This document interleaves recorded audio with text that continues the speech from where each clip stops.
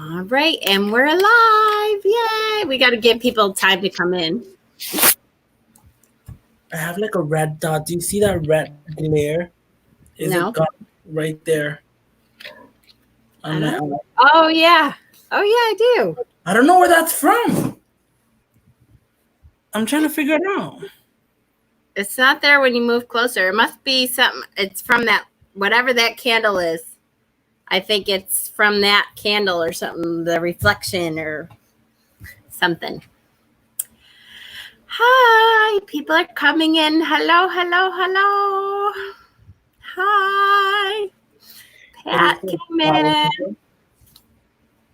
Donna, TLC, hello. Hello, hello. Oh, I'm so excited for this. These have been working out really, really great, so I'm really excited. Stephen is here and Danny. Hi. Hi. Hi. Oh, duh. I don't press live comments. I won't see the comments. Autumn, Twilight, and Leanne is here. Hi. Yay, time for a 4-hour live. So. I know, right? We probably could go on and on. Oracle Glitter, hi. I just found his channel and I just love him. I just found out, by the way, when I stopped going live, I went to his channel and or his channel came up or something. I don't know. I clicked on a short video. He's a rad tech. I didn't know he was a rad tech. That's awesome. I'm a rad tech. So anyways, all right. Woohoo! Was watching her jealous of the drum. Yay! That's the one thing Bob said. Yes, that drum is gorgeous. I know. I can't wait till you see what Peter paints on it. I can't wait to see. I love the sound of it even. Okay, I don't know if you saw the painting he did on Ben's. Oh, the green man. So good. It's such a beautiful green man. I was like, wow, it's so gorgeous. It's great. I seen, I think it was in Pinterest, like a while ago. I think it was in Pinterest. Someone has, a Yemayad painting on a drum, and like she has the moon at her feet, like the crescent moon, and then she's like standing on the moon. And I was like, oh my God, that's such a beautiful drum. Oh. Okay. All right. So we have, I think, quite a few in here. I never know because it doesn't list how many, but we have quite a few in here. So we can kind of start, I think. First of all, let me introduce. This is Hecsen. Hecsen, I'm trying to think. Hi. Besides Steven, I think you're like the next. You've been with the channel for the next longest, I think, of all the admins. Yeah, I think. Well, we all kind of came along like one after the other. I remember it was like Steven and I, Leolyn, Ange, and then we just started growing. Like, wow, I can't believe we've known each other for like so long already. Like, I know. I feel like it's been longer than it has, but you know, it's been a long time still. Well, I feel like that maybe our souls recognize each other like from a past life where we've had an amazing friendship also, you know, and that has a lot to do with it, to me at least. Yeah, me too. I agree. How long has it been? So this Samhain will be 2 years. 2 years. Right? 2 years this Samhain. Wow. Can't believe it. Yay! I know we were so excited to meet last year and it was great. It was awesome. It was great. Okay, so let's start with your spiritual path. Describe your spiritual path from childhood to now and what led you to where you are now. I'll start with defining my pagan path. So the most simplest way I can describe it is I am a spiritual witch. Now, what does spiritual consist of, right? My path started at a very, very young age. It must have started when I could see spirits and hear them. When I was very young, I used to be able to talk to them and see them, like how I can see you and interact with you, they would like just sit next to me and I wouldn't know the difference of a human being and a spirit. Sometimes I would, sometimes I wouldn't. So at a very young age, I would say about probably the most back I can trace my memory where I can remember things is like at the age of 4. Wow, that's really young. Yeah. And then it started growing. Now that's my spiritual, how can I say it? Like energetically and in the form of manifestations and things like that, like that's how my inner light started, right? But when it comes to spiritual practice like worshiping and ritual and things like that, it I was raised Catholic, so for me a lot of like which is like pagan light, right? I always say, which is like pagan light. There's a lot of pagan stuff in Catholics. Yeah, so for me, like I started at a very young age with like the novena candles and the rosary. And ever since I was little, I was always captivated by the idea of the Virgin Mary, right, as the cosmic mother, right, or mother of the universe or whatever you would call her, right? That's to me, I would see her, but then my curiosity would always be that for me it was like, well, how come there's so many Virgin Marys? I mean, you have the Virgin Mary of the Lakes and My Lady of Charity and this lady and that lady. And I'm like, but they're all the same. It's the same Virgin Mary. Like, I don't get, like, why is there so many, but it's still one? And, so that always captivated me and kept me in, like, awe, I guess, till I started and discovered Wicca. And that was about at the age of 14.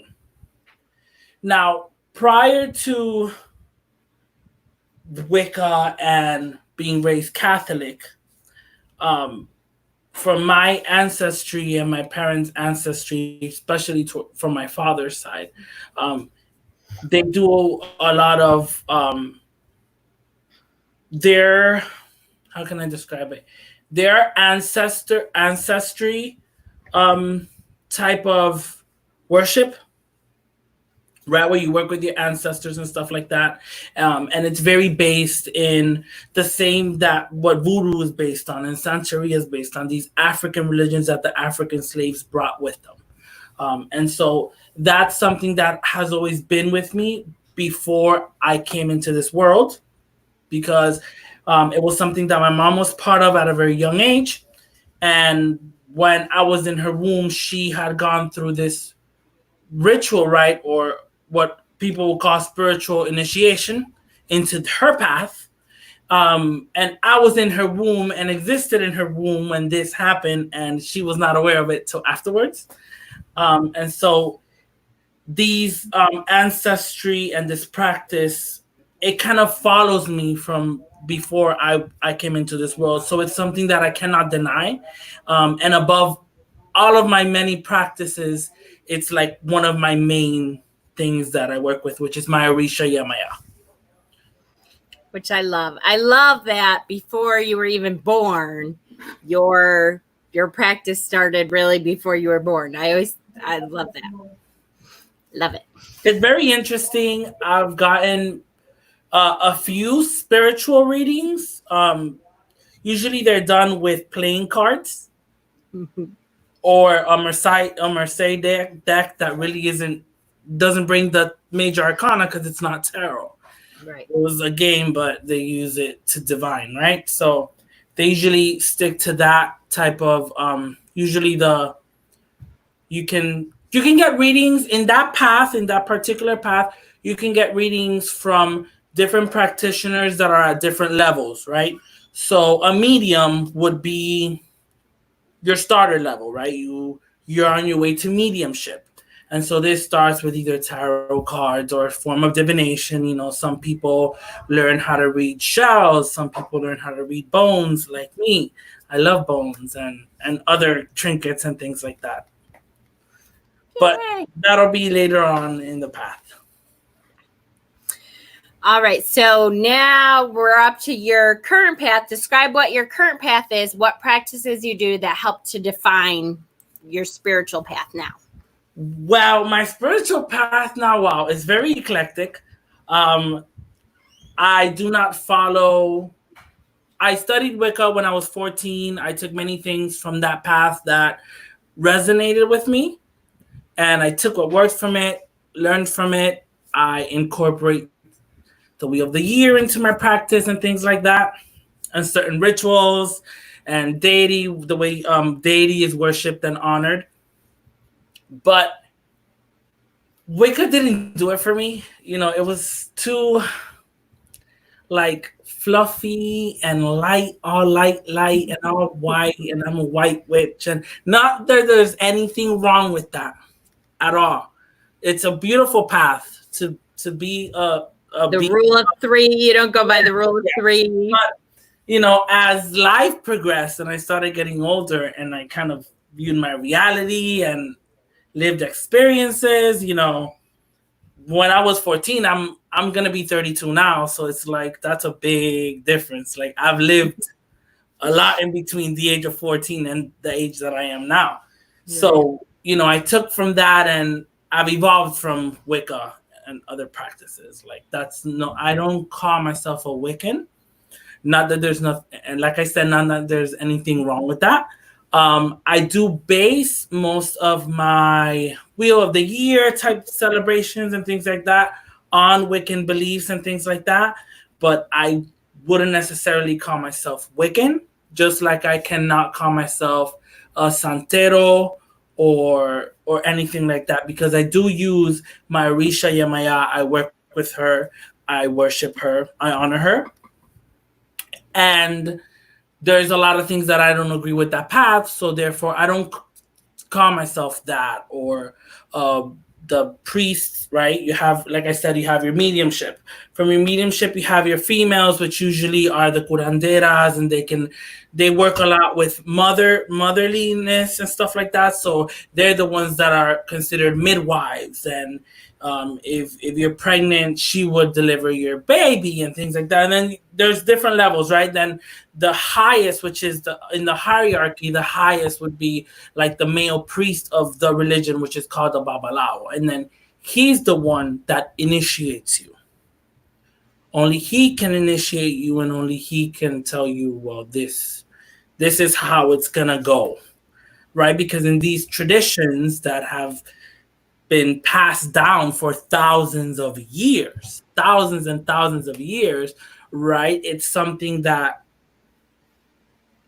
it's not, you can't go left or right. It's like the one way, right? Where your path has to be taken in these steps, right? Because it is an organized tradition. It is, they go by a set of rules and Structure of, yep. Exactly. You can't like jump from one thing to the next and things like that. So I've taken whatever I've been able to make work for me and my practice and moved on from that, made that part of my practice now. Right. Right. Which is good. And I can see that too, as because that's what really interests me is talking to you, Hecsen, about Santeria. Like I didn't know very much about Santeria until I met you. I still don't feel like I know very much, but you know what I do know is that it's a thousands of year old tradition, and so but it's very structured. Yeah. And so it's funny that you kind of can take a little bit from it, but when you do that, you also risk like being ostracized by that group because you know, you're really not supposed to. Which is why I don't call myself a Santero, and I won't label myself and be like, well, I know all about Orisha worship. And no, I don't want to crown myself as the king of Santeria or nothing like that. I am educated in the knowledge that I need to know from it, just like I am in different types of spiritual paths that I've read upon and researched since I was very young. And all of these different paths are what make my practice. Yes. Perfect. So are there specific things that you do that you would say kind of define what your practice is now? What I've been lately, what I have been, because I work with a lot of spirits, right? I honor different types of spirit. I honor my Native American / Native Caribbean spirits, and to me, those are spirits of earth and air and water as well. My matron, which is Yemaya, is the goddess of the ocean. She is the living ocean herself. Therefore, to me, she represents water. So, what I've been experimenting with, like now, and things that I'm kind of testing in my practice, right? I feel my practice is evolving. First of all, I've been out of wits for the past few months with this COVID thing. Like Everybody my has. daily practice has gone out the window. Like even sometimes I would get home from work and try to sit down and light up a candle and try to meditate a little bit, relax, chat with my scullies and stuff. Like I've just had so much stuff going on that I haven't been doing that at all. Yeah, absolutely. And I have to say too, with 2020 being so different, I finally figured out anyways that my practice is very, like, I had to find a new normal. I don't think there's going back to what my practice was before because it's too different. That this year is so different that it was kind of like treading water, trying to figure out exactly how my practice is going to work now and how I need to pull practices back in and do things a little differently in order for it to work during this year. I think you pointing that out, I think that in a global scale, all of us that walk a magical path, no matter what kind of magical path it is, we feel a shift and we don't know how to identify it. Until you just said that the way you said it, now I can pinpoint what it is. And it really, that's really what it is. It's almost like a turn in your path, right? Once you have a turn in your path, you're discovering new ways and things like that. So what I've been working with lately is using the spirits that I work with as my guardians for my circle, right? Like if I was to do a full Wiccan draw the circle, right? I could use Yemaya for west and the quarter of water, and then I could use my Native American spirits for my earth, or even my some water and air. I can call upon for example, my African spirits. They are more spirits of fire. They're fire spirits. There you go. Because of their energy, the war, the aggression, everything they've been through, right? It gives them that, they have that destructive nature that fire does. And also the passion and the drive that fire does. Yeah. So it's something that I've been experimenting with. It is not something that I have down packed yet. But as we're talking here, there's all these ideas are like coming to my head and stuff like that, which is awesome. But it's like between work and everything going on, it's like, I've been so exhausted. I know it has been definitely an exhausted time, and trying to figure out how to still practice when everybody's exhausted. It has been a hard year. I want to say too, just so everyone knows, I do see your questions and I'll try to get back to them. If I'm not asking them, it's really because I have a whole list of questions here, and probably most of your questions I'll be getting to at some point in the interview here. And then at the end, if I didn't hit on something, I'll ask for more questions. So you're welcome to ask them. I may not get to your questions until the end because I've got a whole list that I probably will touch on most of what you're asking. Just so you know, I'm not ignoring you, I swear. Hello, everyone that's come in. Okay, what challenges do you think you've experienced on your journey? Wow. This past year, so my magical path, right? I usually count it from the age of 14 to now because that's when I discovered Wicca. So my magical practice really started becoming from what it is today from the age of 14. So I'm going to be 32. It's like 18 years. So you've been practicing just about as long as I have. I started at a very young age. And so my challenge, for me, it was so easy even prior to my pagan path. Like I said, I used to work with the Virgin Mary as goddess, and I have statues of her that I honor her because to me she is goddess, right? She is the moon. That's why there's a reason why she's represented with the moon at her feet in almost every single image of her, no matter which image it is. And she wears a crown of stars and things like that. So it's certain details, right? So my challenge, I would have to say, is connecting with the male aspect in my pagan path.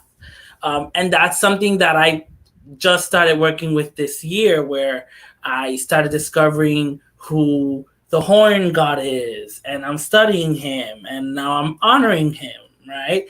And the green man as well. And so it's something that it took me a very long time because being raised Catholic, right? You're always taught, no, God is male, the All Father, Sky Father is male, and then you're like, okay, so then what's women like? Where does a woman come in? Like, women deity, yep. so I don't know why. I mean, ever since I was a very young, I've always I would say I'm almost kind of feminist in a way. Where ever since I don't know why, ever since I've been at a young age, I've first connected with the Virgin Mary and stuff like that. And my questions were like, well, then why does God just have to be male? Like, so. And do you think part of that now, I know definitely part of that as being a Catholic, I went through the same thing. It took me a very long time to reach out to a male deity because that male deity is all you get. And that's shoved down your throat from a young age and that's all you get. But I think part of it, and I've noticed as I get older, that sometimes some of it has to do with your relationship with the males in your life. So your father figure, that kind of thing, part of that sometimes has to do with that, and how you feel about that figure in your life sometimes then comes back to that male deity. Yeah. Yeah.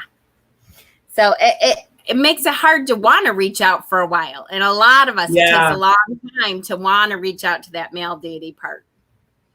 Yeah, because for me, it was like, oh, I've always read up on it and stuff like that. It's like, oh, okay, another god, he's there. But for me, it was like, oh, I want to learn about the next goddess. Like, who is she and where is she from? Like, I don't know. It's just. Absolutely.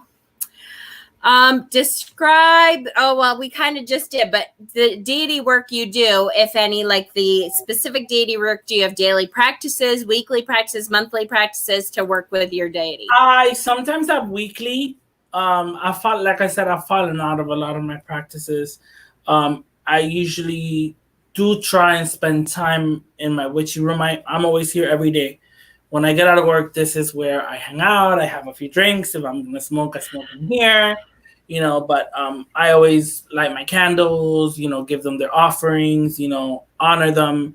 And because to me, sacred space is not always about having to draw a circle, right? And have a full-blown ceremony. Sometimes you need something right then and there, right? So sometimes I don't have the time to literally draw. Let's go traditional, right? Draw a 9-foot circle around yourself. Then you got to go around with salt and water and incense and this and that. And it's too much. Sometimes it's just too much. So, whenever I feel the need and call to, like if it's a major ritual, right, that I'm doing or ceremony or honoring a particular deity or Sabbath and stuff like that, sometimes it's cool to do that. My practice now is way different than back then, where I would use a book and go buy the book, and that's out the window in my part. Everything is just the way. Okay, let me make sure everything's perfect. Yep, absolutely. Do you have daily practices to help you stay connected spiritually? So not necessarily deity, but spiritually, daily practices to help you connect every day. Sorry, they texted me from work. I'm sorry. It's all right. Do you need a minute? Daily practices Yeah. now that I do now, things that I'm working with now. Yes. Okay. Like I said, it's something that I'm recently working with was I'm just going to set this going. of using my uh, spiritual timeline, if I can call it that, or the lineage of spirits that I work with, the different types of spirits that I work with, and incorporating that in my daily practice and things like that. Another thing that I've been working with her, I think almost as long as I've been an admin of yours now, like almost 2 years that I've been working with Hecate. And I love working with her. It's funny because so some spirits, right? Or in my traditions, right? Or where I come from and things like that, right? My Orisha is Yamaya. So it's almost like she has to be full center. I mean, I gotta show you her altar because it's like it's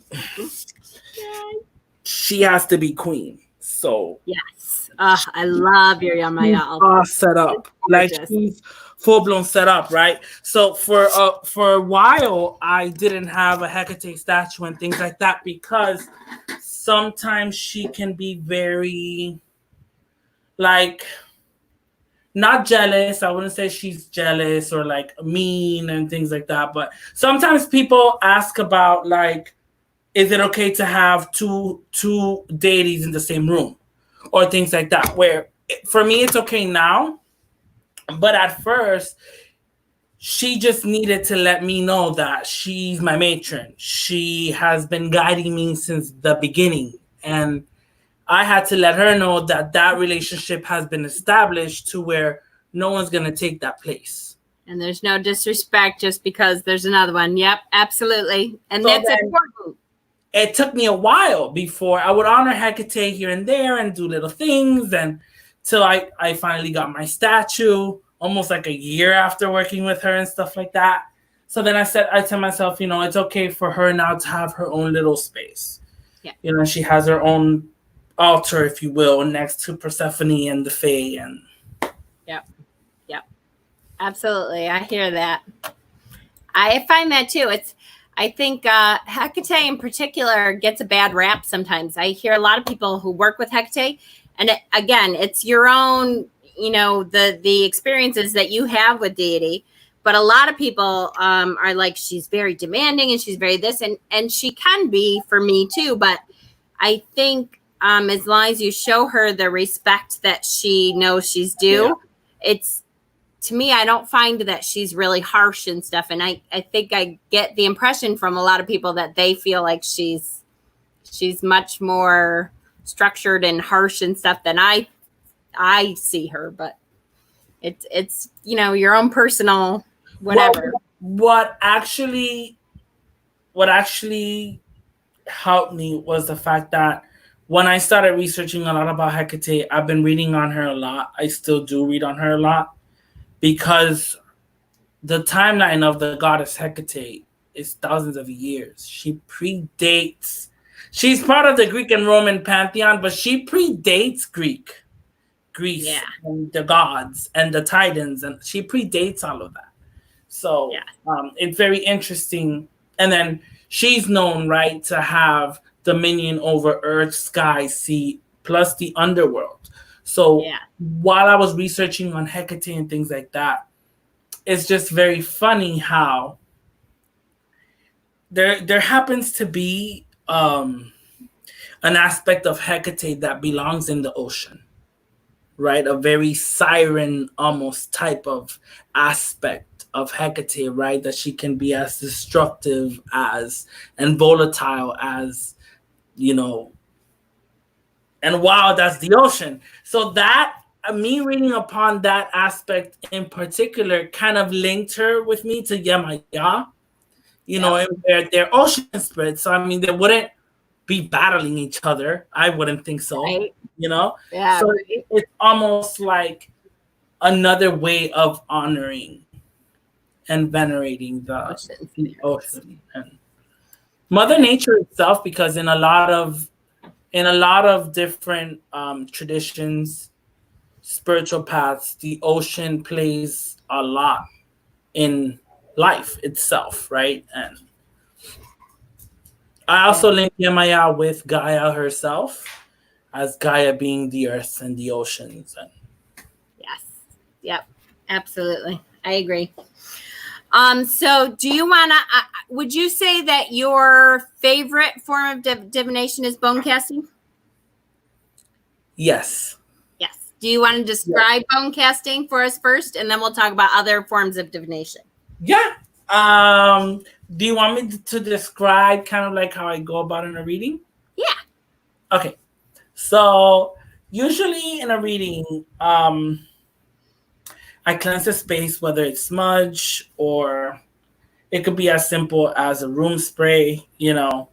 I usually like to at least light up an incense cone for the spirits, right, that we're honoring and the ancestors. I usually call upon the person's ancestors, right, their bloodline, their ancestry, where they come from, right? Yes. And so I call upon on those energies. Prior to the reading, I like to wash my hands with, whether it be with some Florida water or any type of, I can anoint my hands with any type of oil I have at hand. Usually that happens depending on what I have around me in that time, in that moment. I usually carry some tea lights with my bone set. I kind of keep it like in a little box of some sorts where I have like a little travel kit where I can carry that with me when I'm reading bones. So I light a tea light for them. I like to always give an offering to those ancestor spirit with incense and a light, which is a candle, because you give the ancestors light. You are to give, when you are to call upon their energy, you are to bring them light. Uh-oh.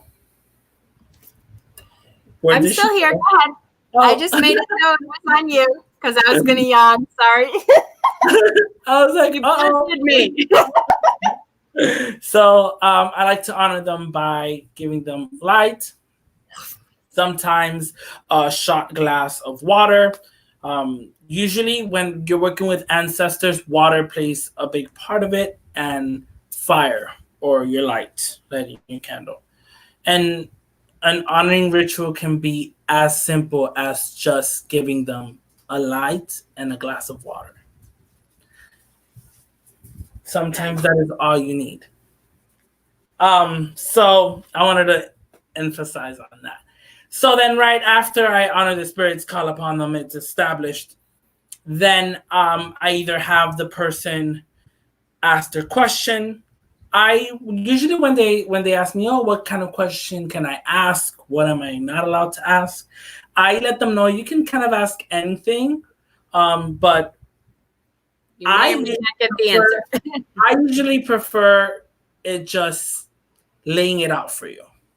Like, you don't have to ask a question, right?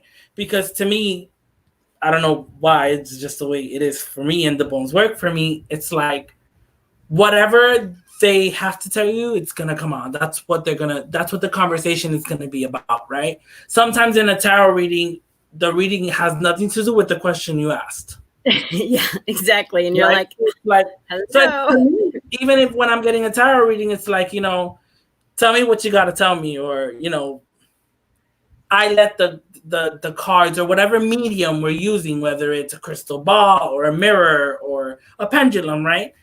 Or a Ouija board, it all depends, or a spiritual board, whatever you want to call it, spirit board. The tool itself doesn't really matter to me more than the message. The message is going to get through no matter what you use. Whether it's a line or a cell phone or messenger or a text message. Yep, that's right. It's still the same message. And it's funny that if you do several, like if you have the same kind of day going on, if you do several things, you always get the same message. No my God, that's happened to me before, where I'm like, okay, all right. I think that's what made me kind of like Okay, I get it. Yep, I'm gonna do a tarot reading. Okay, that's not what I wanted to hear. I'm gonna cast bones. Yep, that's the same thing. I don't want I'm gonna do something else. Yep, same answer. Damn it. Yep.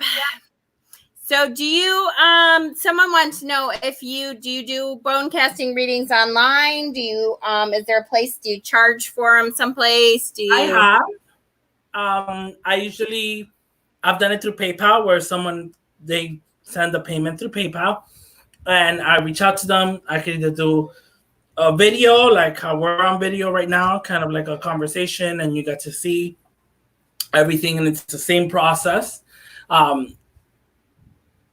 Simple readings can be about 15 minutes. It's not something that I really go for as a simple reading, just because to me a bone reading can be, it is very intricate. It will touch on different aspects of your life right now, in the now, whether it's work, your love life, your home life. So it's something that I least take 45 minutes to an hour in a reading, and that's what I really recommend. Like, it's not something that I keep talking. I have like $10 readings on Etsy, and I'm always like, if only, see, now I shouldn't say anything. I'm taking all my readings off Etsy. No, if only people knew, like, it doesn't matter if you pay me $10 for a $10 reading or $50 for a 30-minute reading. Sometimes the $10 readings end up to be like 30 minutes, half an hour, 40 minutes, because I can't stop talking. Once that spirit gets connected, it's not like I'm going to go, oh, 10 minutes are up. Gotta go. Thanks. And then that's the thing. And it's also very similar to a tarot reading, right? Where if you're reading your cards in the layout, right, and you're going by the way you, in the order that you drew them and things like that, right? But bone reading is very similar to that in the way of, while you are moving along in the reading, more things are opening up and making sense of why this other piece over here, so it's like, and once you really have established that connection with that person's ancestors, it's like everything is coming through you. It's like you're this channel, right? It's almost as if they're the person on the other side of the line. The ancestor is the message coming through, and then you are the telephone. Yeah. Yep. And lined up behind them are all their ancestors going, wait, I have something to say too. And I'm always like, oh, come on, really? So when I usually recommend a bone reading, I let someone know, it really takes time, a while. It's not something that it's going to happen like in 10, 15 minutes. So if you were to need a reading from me, you can reach out. I don't charge a particular price for my readings. I don't charge $100 or $80, nothing like that. It's not something that I do for a living. I don't do that for a living. I would love to eventually be able to make my magical practice my way of living, but I have a long way to go with that. I have plans regarding those things, but yeah. But reach out to me, like I said, I have videos in my channel also on how to create a bone set and things like that, what type of things you can collect for a bone set. I've shown how I do readings, the whole gig, so if you're curious about it, it is very, very, very cool, a very cool concept. It's very based on traditions as well, right? From different types, different cultures, not just African, have different types of bone or charm casting incorporated with them and stuff like that. In Santeria, they do coconut shells. They do pieces of coconut shells, and they throw them like dice, right? And depending on the different ways that they can fall on, is your reading. You can read it. So, other than bone casting, what is your next favorite form of divination? Well, I love tarot. Yeah. I love tarot and oracle. I love tarot too. I must admit, in the past year, I've become a tarot collector. Yay! What? A tarot collector? I don't know. And a Scully collector. And oh my God. Okay. So, that just made me go back to what I have arousing inside of me, right? What's brewing in my cauldron. Um, I'm so excited to get my next box from Mystical Dragon's Lair because I have some skull prayer beads coming in. And that is something that I really want to incorporate into my practice again, is meditating. And I know I'm going to do it. It's going to take me a few days to kind of come up with it, but I kind of want to create a Scully meditation in which I can connect to each different Scully that I have, right, and tap into their energy with using the Scully prayer bead. So it's gonna be like a whole adventure trying to get to know all of my different Scullys, which are now over 100, and it's crazy. Goes so fast. Yes, it But then does. it's like every time I see one, it's like I gotta give it a home. It's like it's kind of like when I thrift and I find another cauldron or another mortar and pestle. It's like I Yeah. don't really need it, but it's like it's here and it needs a home. Yes, it does. I hear you. Okay, so tarot. Speaking of tarot, do you have a favorite tarot card within the tarot deck? Nine of Swords. I know that's one of my favorites too. Death, the Moon. These are all cards that I look for in a deck, right? That'll either make me like I'll be like I have to have this deck. What other ones? Justice is a really good one. The Five of Pentacles. The Three of Swords can sometimes be very different in decks, and I like that. I like when the Three of Swords is different. They have a really good one. Mm-hmm. From the Cups, the Seven of Cups. I love the Seven of Cups as well. Yeah. Oh, yeah. I like that one too. How about deck? Do you have a favorite tarot deck? I have a deck that I'm like raving about now, which is the Raincoast one. I think I did an unboxing of it not too long ago. The Raincoast Tarot Second Edition. I'm like obsessed. I'm obsessed. And then there's one that I ordered, but it's coming from Russia. And because of the whole COVID-19 thing, I got a message. She's like, oh, it's like super delayed by like almost 4 weeks now since I paid for it. And I sent a message. So it's literally been like 6 weeks. She's like, oh, please allow like between anywhere from 3 to 8.5 weeks because of the whole COVID thing. Which I get it. It's coming from Russia. But it is the Dark Rider Tarot, I think it's called, on Etsy. But it's very interesting. It's a Rider-Waite kind of deck, right? It's based on the Rider-Waite, but it's kind of like dark and twisted almost. So we'll see. We'll see how that turns out. I'll do an unboxing of it, but it's the next thing that I'm excited for. Nice. Do you have a stalker card that keeps coming up for you? Well, that's how the Nine of Swords became one of my favorite cards. In the past, like, you know, when I was younger and went through certain shit in life, right? And I was in a bad relationship or whatever, and that card stalked me for a very long time. To where now I love it. I connect to the card. It's like, right? It's a shadow card for me, for sure. I connect to my shadow side when I see that card. It really does. It takes me way back to when I was very young, and at one point I was being haunted by certain spirits and things like that because being so young and open-minded, because I was open-minded and I was never afraid, I kind of like started seeing all kinds of spirits, you know, not just the fluffy duffy good ones. So yeah. Once they know you're open, they do kind of connect once in a while. I remember having nightmares and things like that. So that card haunted me for a while. And now I love it.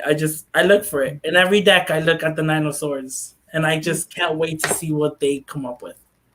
Me too. I've seen some really cool. It's one of those that if they're really creative creators, they can do some really neat ones for sure. How many tarot decks do you have? Hold on. Hold on. I can count really quick. I'll see if he can count really quick. It's not enough.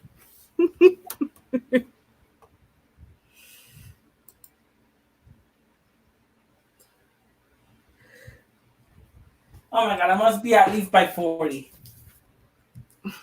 That's not too bad. 40. Does that include Oracle or no? No, with Oracle, a little bit less than 60. I'm probably at like 55 decks, 54 decks with Oracle. That's not bad, considering it could be worse. I remember when it was only like 5 decks. Right? I do too. I mean, I remember when you only had 5 decks. Are you able to practice openly, like with everyone in your life, at work, at home? I am at work. I'm not openly. I mean, I've had conversation with coworkers where they know I'm kind of spiritual and I'm into wearing crystals and I don't know, but it's not something that I say at work, hey, I'm a witch. Like, but at home, that's a whole other story. I am myself at home all the time. Yeah, that's good. Do you connect with a specific element? And if you do, how does that incorporate into your practice? Water. I love the element of water. I've loved the ocean since I was very little. I've always loved collecting seashells by the seashore.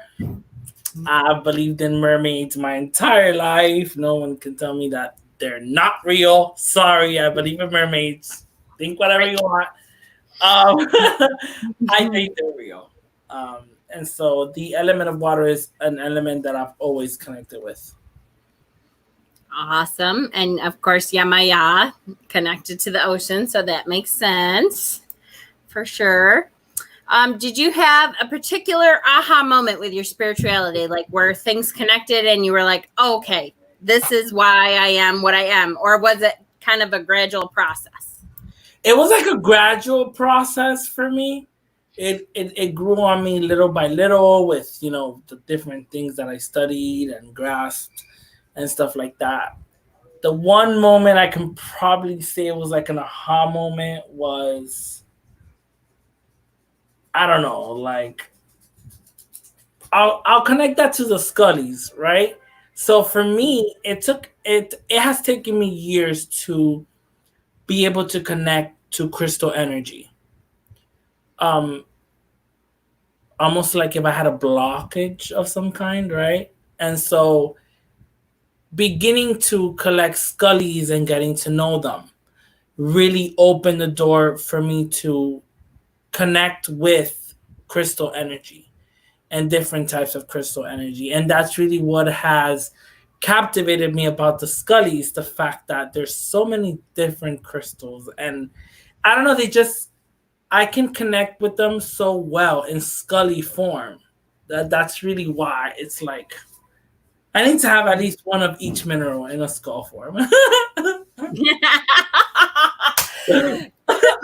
I have said that too. I just want one of each kind of crystal. Yeah, that's not gonna happen. And you want one of the skull form. Oh, good. Yeah, I know. Skull form. You win the lottery, right? I don't even need spheres. I just want it in a skull form. It could be little, big. It doesn't matter the size of the skull.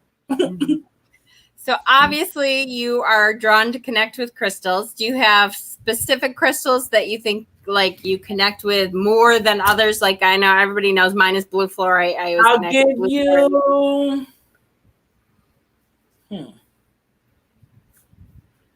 Let's do top 4. Can't live without, right? Sure. Crystals that I've always incorporated in my practice from the beginning that I have facilitated my connection with crystal energy. That would be amethyst, would be my number 1. Selenite, smoky quartz, and clear quartz were like my only 4 for a very long time. And for me, really, that's all I needed.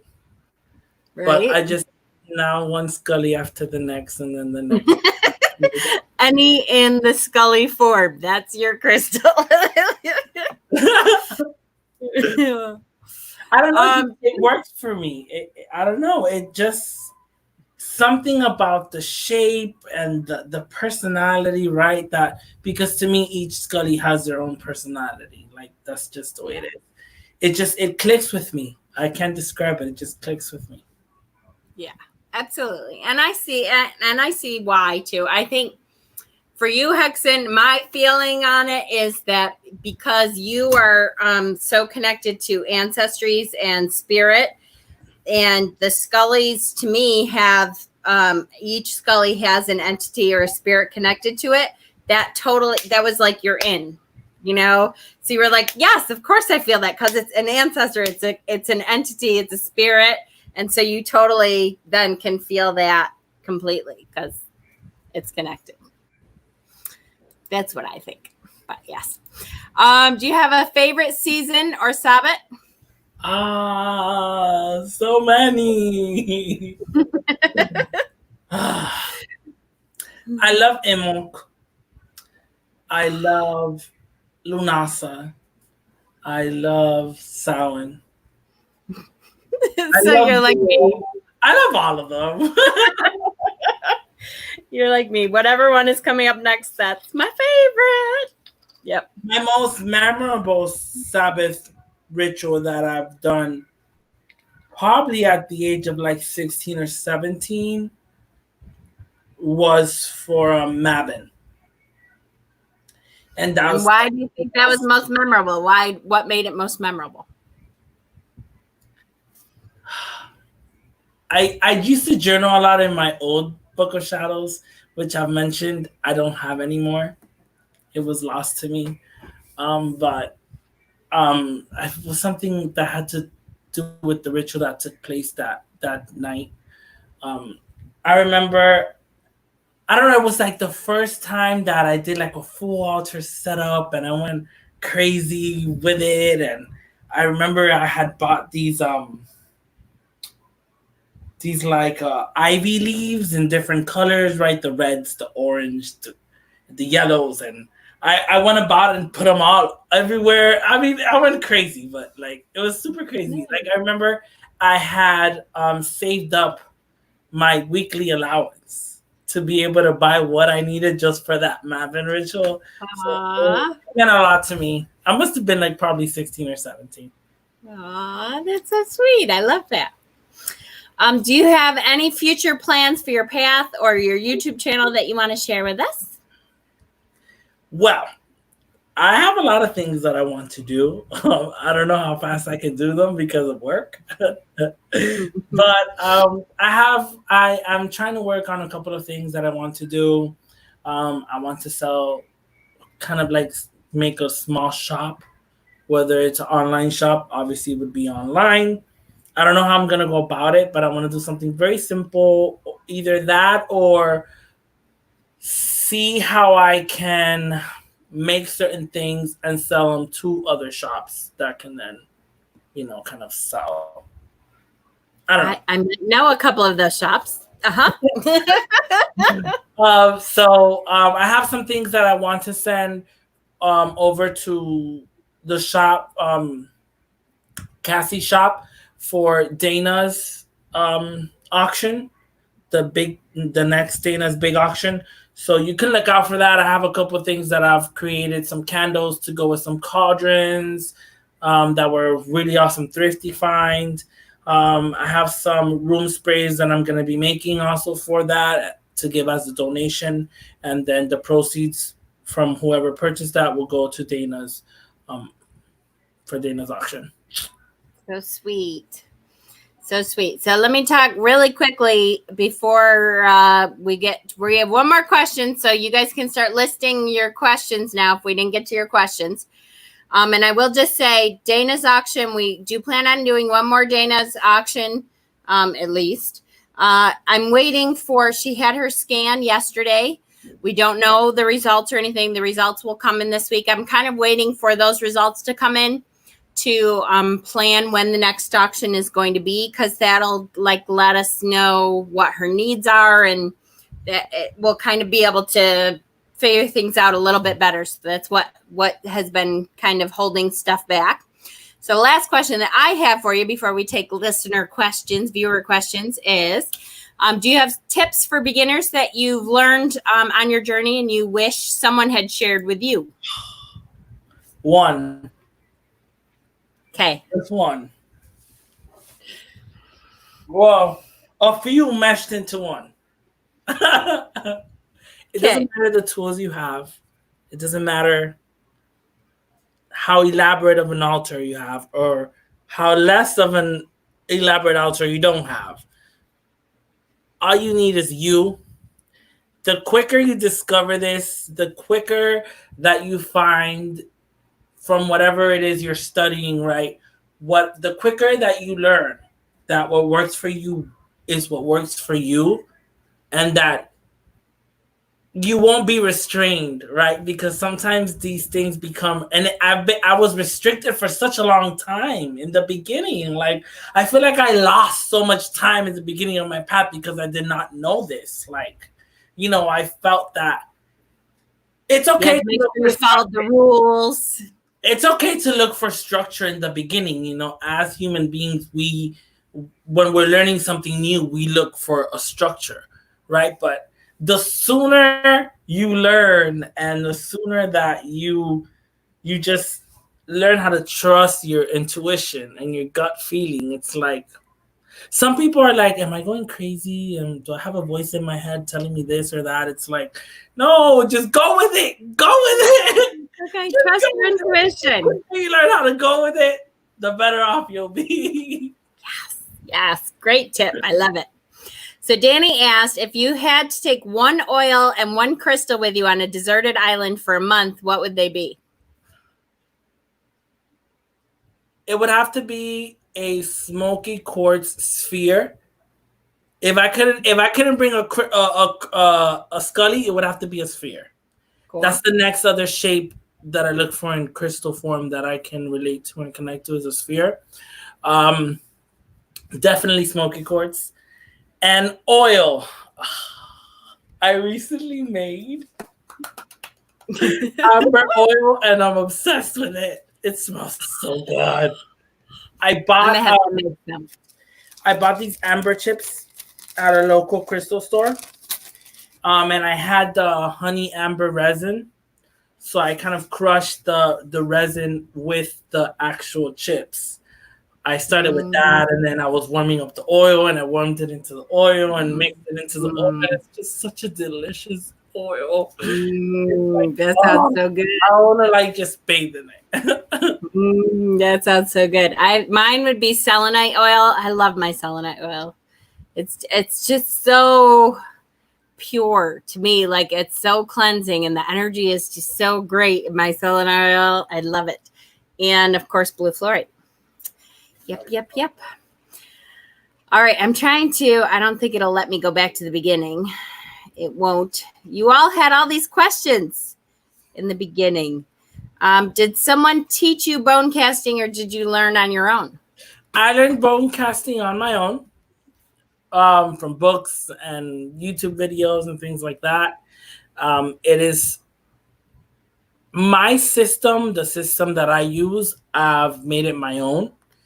I don't follow, like I said, you'll find definitely books that'll tell you this is the way and the only way. Like I said, I don't belong to a tradition or one path to tell me that is the only way and the way. So I do it my way, and my way works for me, and it gives me results. Exactly. I love it. TLC asked, do you watch any other witches? I like that one. I do, of course. I watch Mama Squirrel. I watch a lot of witches. One that I've found recently that I'm like going crazy over is She Who Walks Between Worlds, or is it She Who Walks Between Paths? And her name is Drew. Yes. I love her. Like, recently hold on. She Who Walks Between the Worlds. That's her channel name. She's really awesome. Lady Grave Dancer. I learned a Of lot from course. her. I love Lady Grave Dancer. Me too. Love her. I'm so glad she came back. Of course, other admins in our group, Pat, Shauna, Steven, Leah Lynn. They all have channels.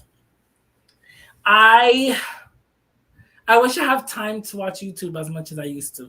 But I usually try to catch up every time I'm off. Or when I'm in bed trying to fall asleep and I can't, I'll start watching YouTube. Yeah, I do that too. I know I do. I do wish I had way more time because there's so many people that I would watch a lot more. And I just haven't had the time. There is a lot of great people out there if you look, for sure. Kay asked, do any of your family members read tarot or follow the same path as you? I know my grandmother, my mom's mom, used to read tarot. I know she still has her tarot deck, her one and only tarot deck. But I haven't seen her do that in years. Wow. I love your mom.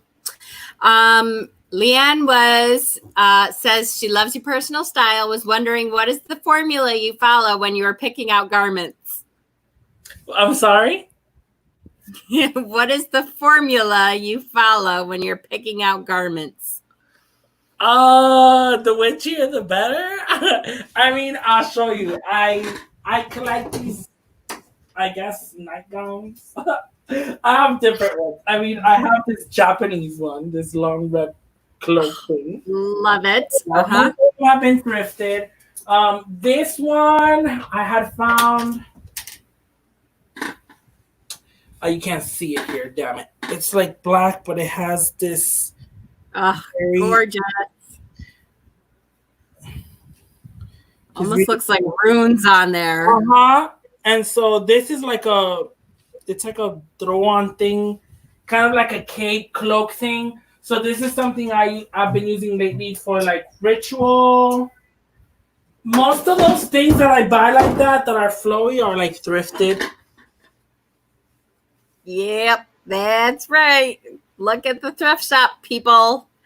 And look at Hex and I, we always talk about looking at stuff through witchy eyes. It's a skill. And then the more you use it, the more you can do it. You look at everything as a witch. What can I use this for as a witch? And we find things, him and I both have like kind of perfected it. I know like today it was funny. I was like, it's right back on. I haven't been in a long time, but it's right back on. Like, oh, look, cauldron.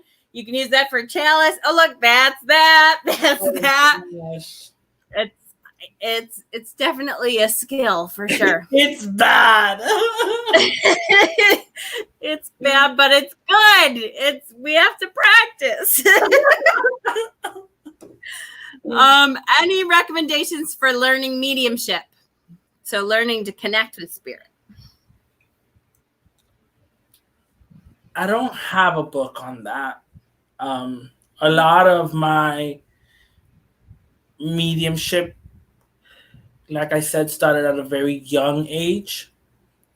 I did do a ritual about the age of 15, 16. I did have to kind of block my own because I was at a point where I was in between teenager and becoming a man and growing up.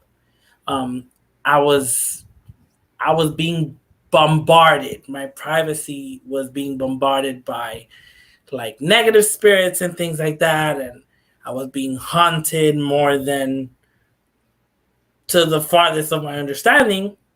So I kind of did a binding to where I wouldn't go back to that till I was ready. That makes sense. I think probably my guess is, especially when you start from a young age, I bet a lot of people have to do that. I know Joey did too. And Joey's funny now. I mean, he's 18, which means he's still kind of a yucky teenager. But I asked him recently, sometimes I don't want to bring it up in front of his friends because I don't know if he's told like his friends that, that he can see and stuff. So, but I asked him recently, I'm like, you could like actually make a living doing, seeing and stuff, readings and stuff if you practice at it. And he's like, yeah, Yeah, he just is like, I kind of have blocked a lot of that off, and I'm like, don't block it, don't do that. There's a lot of people that they don't dedicate their life in evolving something that they're naturally born with. Which is, I get that. I just feel like, he has no idea how hard it is to turn it back on. So I'm like, my older sister, she's super Christian. Yeah. Christian now. Super Christian. But her mediumship was like 3 times mine on steroids. Like she could literally a spirit could literally put her hands on her and touch her type shit. Like she'll start speaking in the spirit will literally, she will draw down the spirit into her without even noticing, and the spirit speaking through her. I've seen some crazy shit before, especially with my older sister. She's like super Christian and all that. I'm like, girl, like yeah, so much potential, damn it. Danny asked, do you have anything of your grandmother's that you use in ritual she used in hers? Oh, so anything like witchy. My grandmother's still alive. She hasn't passed. She's still with us. I think that she would pass on to me her tarot deck. I don't think she would give it to anybody else in the family other than me. Once she's ready to move on with her tarot, move on to the other plane, I think she would hand me over a couple of her things. Right. I don't think because in my family, it's funny because in big families, it's very rarely, right? When there's a pagan person or a few, right, spiritual people in a big family, there's only maybe 1 or 2. Right, it's not like it's really hard where it's an entire family, right? That unless you belong to a family that it's in a tradition, right, a handed down tradition. But other than that, it's like I'm like the only one from my generation, kids in the family that's like that. Right. Absolutely. Or at least embraces it. Yeah. Yeah, I can see that. I think that too. It's funny. I think my grandmother was a kitchen witch. She would never ever have called herself a kitchen witch, but she knew everything about every plant. She used plants for different purposes. She would never have called herself that ever, but she was. Sonia says, can you open mail with an athame? Yes, of course you can. I would say I always talk about once you consecrate a tool and use it for magical purposes, I don't usually take that backwards and use it for a mundane purpose, but you certainly can if you feel that's right for you. Go for it. I have here from Amazon. I got this. My younger sister gave me this as a Christmas gift a few years back. They're actually scissors. And these are my magical scissors. I use this to cut plants. I use this to carve candles. I use them whenever I get a new tarot deck or a new package in the mail that's witchy related. I use this to cut open the box. I love those. They're gorgeous. All right. So I think that's it. This was an awesome interview again. I loved it. Thank you, Hecsen, for letting me interview you. Hecsen's channel should be listed on the down bar. I know Pat's been posting it also, but I did list it on the down bar, I believe. And I hope you will all join us for the next one. I'm not sure if it's going to be Pat or Danny. I believe one of the two. I'm not sure which one is going to be next. But make sure you join us for the next one. And I will be on, let's see, what's today? Sunday. I will be on again soon. I've been coming on more now. I'll be on again soon. So keep an eye out. And I thank you so much. Thanks for joining us, guys. Make sure you click that like button. Go onto Hecsen's channel, The Bone Whisperer. Love you, March. Yay. I know. We love you guys. Make sure you go and get onto Hecsen's channel and subscribe. So love you, love you, love you. Have a good night, everyone.